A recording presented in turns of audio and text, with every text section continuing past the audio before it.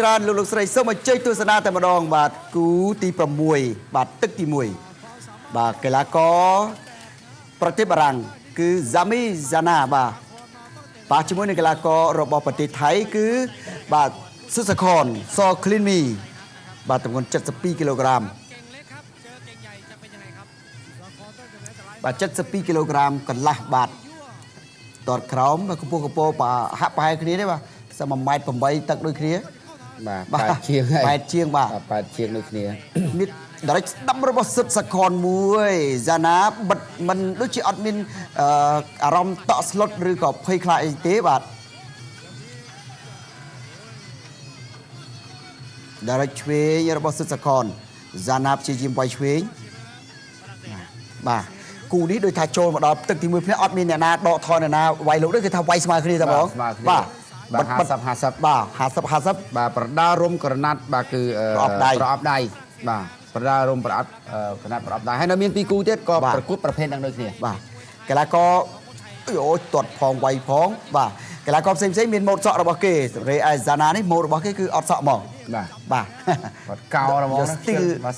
លបាល់ទាត់ដែរស្អាតមែនតើអលបាទបិទទាត់ក្រោមវិញ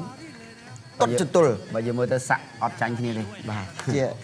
ស្ទាយរបស់កីឡាករបដាគឺចូលចិត្តណាស្រឡាញ់ចឹងដូចអេពូថងអូនពូថងចូលចិត្តណាបាទ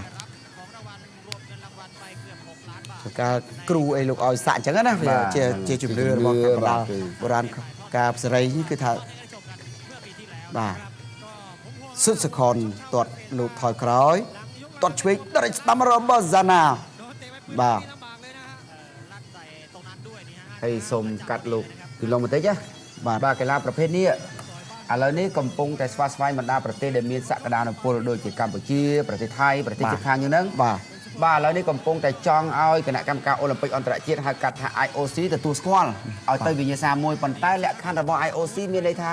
ដល់តែមានសមាជិកចាប់ពី50ប្រទេសឡើងទៅបានឲ្យមានវិញ្ញាសាមួយហើយបើសិនបើមានវិញ្ញាសាទៅអូឡ িম্প ិកបាទកម្ពុជាយើងក៏មានលទ្ធភាពមេដាយមាសបាទ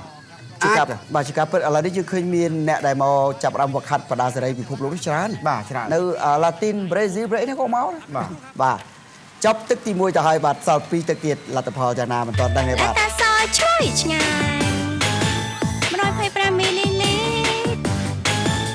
ចំណងពេញប្រអប់ញ៉ាំចង់ញ៉ាំទៅញ៉ាំឲ្យពេញចិត្តញ៉ាំតាសយឆ្លើយឆ្ងាយ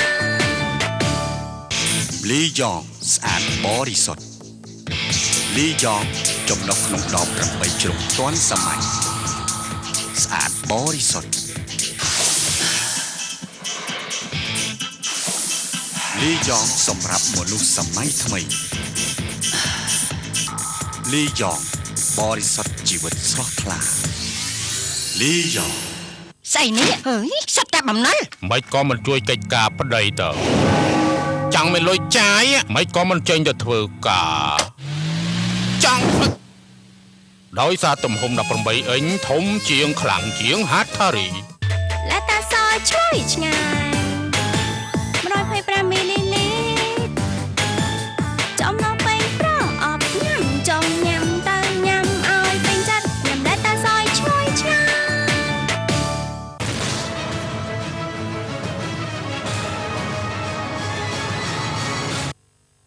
ជួបគ្នាជាបន្តទៀតបាទទឹកទី1អំបញ្ញមិញគឺថាហ្សាណាជាមួយនឹងសុទ្ធសខនដូចថាវាយលុកទៅវិញទៅមកបាទទឹកទី1បាទមកចប់ទៅហើយបើលទ្ធផលដូចជាមិនទាន់មានកីឡាករណាមានព្រៀបដល់ឡើយទេបាទប្រហែលបាទឥឡូវយើងមើលទឹកទី2ជាបន្តទៀតមើលបាទតើZami Zana ឬក៏សុទ្ធសខនបាទគឺមានព្រៀបបាទនៅក្នុងការប្រកួតទឹកទី2នេះបាទខ្នងរបស់ហ្សាណាបាទមើលចិត្តអំបញ្ញមិញសិតតែយន់បាទសាក់រូបយន់រូបអីបាទអធិស្ឋានបាទលើលោកខុសឆ្គងមេតាអធិស្ឋាននេះដូចថាខ្ញុំក៏មិនយល់អីដែរទេគាត់តែឃើញអញ្ចឹងបាទឥឡូវនេះសូមជ័យទស្សនាបាទដល់លោកគ្រូតាលោកគ្រូធំគាត់យល់ច្បាស់ណាសុទ្ធសខនក៏ខ្នងសាក់ពេញដូចគ្នា direct crossing បាទ crossing ស្ដាំ direct ឆ្វេងផ្កាប់ចាន់ស្ដាំរបស់សុទ្ធសខនបាទចាំមើលហ្សាណាចាណៅនឹងល្អណាស់បាទបាទកីឡាករទី2មកដល់ទឹកទី2នេះតាំងពីទឹកទី1ដល់ទឹកទី2ប្រាយកណ្ដាប់ដៃដូចគ្នាលោកហងហេតដូចអត់តន់ប្រើជើងទេបាទជើងនិយាយទាត់ដល់ទេបាទទាត់ដល់ពុះដូចគ្នាបាទចាប់ផ្ដើមចេញជង្គង់ហើយចាប់កាច់អូខ្លាំង ដួលអញ្ចឹងតែដួលតែ2ដងចុះកម្លាំង កាលណាគេមានឱកាសចាប់កាច់យើងដួលមានន័យថាបញ្ជាក់ថាកម្លាំងគេខ្លាំងជាង បាទខ្លាំងជាងហើយ បាទមានព្រៀបផ្នែកកម្លាំងតែកម្លាំងក៏សុទ្ធតែជាគ្រឿងបន្តបន្សំសំខាន់គឺតិចនិចបច្ចេកទេសនៃការរហ័ស តិចនិចកិច្ចកលល្បិច បាទកិច្ចកលល្បិចក្នុងការប្រកួតអូស្វាគមន៍ថាអត់អីទេចូលមកដៃមិញបាទពោះគេហៅថាពោះទឹកខាងឆ្វេងកៃស្ដាំអាយ៉ាអូឡើងស្រួចមើលទៅឡើងចាំងភ្នែកផ្លេតបាទកៃរបស់សាណាបាទបាទ សុទ្ធសខនឹងគាត់ចង្អុលថាឈាមហើយ បាទម៉ូតសក់របស់សុទ្ធសខនេះបាទមើលចុះមានកាត់មិនក៏វិញក៏វងអូគួរឲ្យថាចាប់អារម្មណ៍មែនទែន បាទធម្មតាទេបាទគឺតារា ចំណុចតាក់ទាញបាទជាការតាក់ទាញបាទ សៃវៀនដូចទៅសម្ដែងអញ្ចឹងណា បាទ បាទប្រិមិត្តទស្សនាតាមកញ្ចក់ទូរទស្សន៍នឹងរាប់លាននាក់បាទជុំវិញពិភពលោក ទឹកទី2បាទគូទី6វាយស្ដាំរបស់បាទសុទ្ធសខនធាក់ប៉ើងដូចគ្នាអូចំហរបស់កីឡាករអាសាណារឹងណាបាទសុទ្ធសខនធាក់ប៉ើងខ្លួនឯងយីគេទៅ ដួល2នាក់ ដួលអំបញ្ញមិញបើសិនជាចំហរបស់សាណាមិនរឹងទេបាទសុទ្ធសខនធាក់ប៉ើងឲ្យសុទ្ធសខនឈរបានតែដោយសារតែសាណារឹងគឺថាសុទ្ធសខនបាទសុទ្ធសខនធាក់សាណាអំបញ្ញមិញដូចធាក់ដេញដើមឈើអញ្ចឹងបាទដួលខ្លួនឯងកាត់តឡាឆ្វេងមកជើងទេមិនទាន់បានសម្រេចគោលដៅទេបាទអូខ្នងរបស់សុទ្ធសខននេះសិតតែបាទយន់ដូចគ្នាទេបាទតែណាការពារបាទកែងស្ដាំណាចំហបច្ចេកទេសអ្វីៗគឺថានៅល្អដូចគ្នាឬមួយអាចឈានដល់4ទឹករហងៃមួយមិនដឹងណាបាទឥឡូវទៅពីទឹកទី2បាទ ខ្ញុំថាទឹកទី3បាទគឺការសម្រេចកាត់បាទគឺតែប្រឹងទាំងអស់គ្នា បាទ ឥឡូវយើងមើលទៅ50 ដូចគ្នាបាទចប់ទឹកទី2ទៅហើយបាទ លីយ៉ងស្អាតបរិសុទ្ធលីយ៉ងចំណុះក្នុងដប8ជ្រុងទាន់សម័យស្អាតបរិសុទ្ធលីយ៉ងសម្រាប់មនុស្សសម័យថ្មីលីយ៉ងបរិសុទ្ធជីវិតស្រស់ថ្លាលីយ៉ង และตาซอยช่วยឆ្ងាយ125មីលីលីត្រចំណុះពេញប្រអប់ញ៉ាំចង់ញ៉ាំទៅញ៉ាំឲ្យពេញចិត្តញ៉ាំដែលតាซอยช่วยឆ្ងាយ ម៉ាស៊ីនច្រូតស្រូវគូបូតាមានទម្ងន់ស្រាលមិនធ្វើឲ្យខូចផ្ទៃដីស្រែធ្វើការរហ័សចំណេញពេលវេលាគ្រាប់ស្រូវជ្រុះតិចទទួលបានគ្រាប់ស្រូវដែលល្អស្អាតរួមទាំងមានសេវាកម្មក្រោយពេលលក់និងមានគ្រឿងបន្លាស់គ្រប់ជាទីទំនុកចិត្តតែមួយគត់របស់កសិករញញឹមស្រស់ស្រាយជាមួយនឹងម៉ាស៊ីនច្រូតស្រូវគូបូតាជួយបន្ថែមថ្លៃច្រូតស្រូវដល់ទៅ$1000ឬក៏ទទួលបានប្រាក់សុទ្ធសម្រាប់ជួយក្នុងការច្រូតកាត់ដល់ទៅ$800ប្រញាប់ឡើងផុតកំណត់ថ្ងៃទី30ខែកញ្ញាឆ្នាំ2014តែប៉ុណ្ណោះ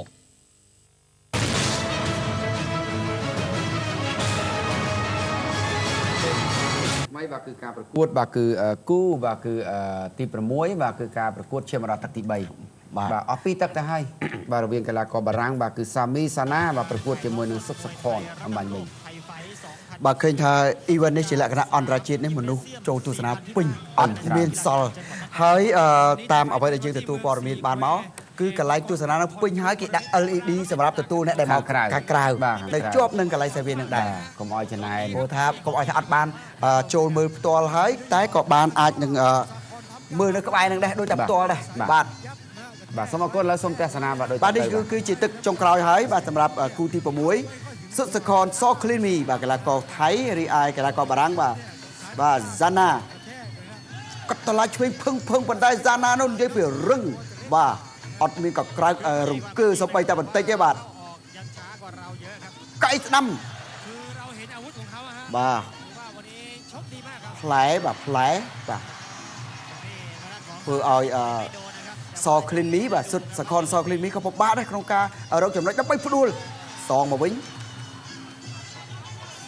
បាទបញ្ញាក់ឆ្វេងស្ដាំដរិចស្ដាំរបស់សុទ្ធសខនបាទពិបាកដែរអត់មានខាណាមានព្រៀបគ្របសង្កត់ទៅលើខាណាទេបាទ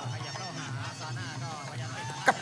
មួយបិទចិត្តអត់ដូចថាអត់ញញើតនឹងទម្ងន់ជើងរបស់សុទ្ធសខនទេបាទប៉ាន់គ្នាចំហដូចជាមានដួលដូចគ្នាទេបាទដួលដូចគ្នាមិនឲ្យដួលតែអញទៅជាមួយគ្នាណាជិះទូកជាមួយគ្នាបាទអូបាទទៅឆោតចុះឡើងប៉ុន្តែយើងឃើញថាចំមុះរបស់ហ្សាណាដូចជាគេថាក្រហមបាទលួតកាត់បាទចំមិនពេញទេប៉ុន្តែត្រូវតិចមែនតែយូររៀងគេថាក្តៅដែរ បាទ ទឹកទី3បាទដែលជាទឹកចុងក្រោយបាទបើថាស្មើគ្នាទៅថែមមកទឹកទៀតបាទ បាទមើលទៅបាទឃើញថាចំនួនលឹះបាទសម្រាប់សុខសខនបាទគឺមានច្រើន នេះច្រើនពួកគេជាអ្នកវាយលោកបាទ បាទ ទោះបីយ៉ាងណាក៏វាយចេញក្រសីជួយតាមកាត់បន្លាចនេះក៏បានបន្ទុកដែលចូលដែរបាទទោះបីថាស្រាលក៏ពិតមែនបាទឆាក់ទុកទៅរងវិញមិនសូវប្រើជើងប្រហែលដោយថារកឱកាសបើខ្ពស់ៗដូចគ្នាអញ្ចឹងពិបាកណាស់មិនសូវលើកជើងបានដល់ខាងលើទេប្រើភាគច្រើនតែកណ្ដាប់ដៃកែងហើយក៏មិនសូវប្រើគេហៅថាបច្ចេកទេសចូលគៀកដែរ បាទ ច្រើនទៅវាយពីបចោលកាត់ប្រឡាច់មួយជើងស្ដាំសិនណាចាប់ជាប់ក៏ធ្វើអ្វីមិនកើតទៅលើសិទ្ធិសខនដែរបាទបាទពេលវេលាក៏កាន់តែចិត្តអស់ហើយក្នុងទឹកទី3អាយ៉ានេះវត្តកន្ទុយបាទនៅប្រើក្បាច់ពិសេសបាទអូ យ៉ាហើយឡើងធ្វើអីគេកើត ស្វាគមន៍អត់និយាយទេបាទ បាទហូតភ្លើងចង់បាញ់មួយ បាទអបអសាទរហើយដោយសារសិទ្ធិសខនឱកាសចុងក្រោយមានព្រៀប បាទ ទោះបីថាមិន ឆ្លា ច្រើន បន្ទុកឲ្យខ្ញុំថាឆ្លាបន្ទុក បាទចាំមើលទាំងអស់គ្នាបាទ มีซาน่านี่ถือว่าเป็นสุภาพบุรุษยอดเยี่ยมมากนะครับ បាទស្លូតនិយាយទៅសាណាគេគេហៅថាស្ងប់ស្ងៀមមិនពុះក៏ជ្រួលដល់ពេលមិនពុះក៏ជ្រួលអញ្ចឹងសខននេះសុទ្ធសខនក៏ពិបាកដែររូបភាពជីវិតបង្ហាញជូនបាទនេះក៏ជាឱកាស ត្រូវក៏មិនសូវខ្លាំងដែរ បាទ អត់សូវខ្លាំងប៉ុន្មាន ប៉ុន្តែគេមានឱកាសព្រៀបធ្វើឲ្យ បាទ សា រឿង ណា ដែល ដួល សបាយនេះដែលសាណាគាត់ផ្ទះដើមទ្រូងគាត់ថាគាត់អាចតស៊ូដល់ទឹកទី3បាន បាទ បាទសុខសខនអត់អាចដួលគាត់បានបាទនេះជាមោទនភាពគាត់ដែរ បាទ បើយើងមើលទៅបាទឃើញថាបើនិយាយពីស្នាដៃនិងសមិទ្ធផលរបស់សុខសខននេះវាច្រើនពេក ជើងឯកថ្មីនេះផងបាទនិយាយថា ហើយ 2013 ក៏មួយដែរ អបអសាទរប្រិមិត្តច្រើនណាស់បាទ กองเชียร์นี่หวังว่า បាទនេះគឺជាការប្រកួតបាទគឺលើកទី306ប្រកួតមិនដឹងថាឈ្នះលើកទី261ឬយ៉ាងណានោះទេ ចាំមើលលទ្ធផលសិន បាទ បាទ 260បានលើដៃគេហើយបាទតើអ្នកណាបាទជាអ្នកទទួលបានជ័យជំនះនៅក្នុងការប្រកួតបាទគឺប្រភេទទម្ងន់ 72.5 គីឡូក្រាម បាទតើសិទ្ធិសខនឬមួយសាណាមានជំនឿចិត្តដូចគ្នា លើកដៃនឹងអត់យកទេបាទគឺដៃឆ្វេងដៃស្នាមទាំងពីរបានយក អាចកដាលអ្នកលើក កដាលអ្នកលើកឯណោះ អូប្រិមិត្តគាត់ បាទ បាទ ហើយ អបអសាទរជាការពិតបាទសិទ្ធិសខនសបគ្លីនមី បាទ បាទកីឡាកររបស់ប្រទេសថៃបាទទទួលបានជ័យជំនះនៅក្នុងការប្រកួតនៅពេលនេះបាទ បាទគឺឈ្នះ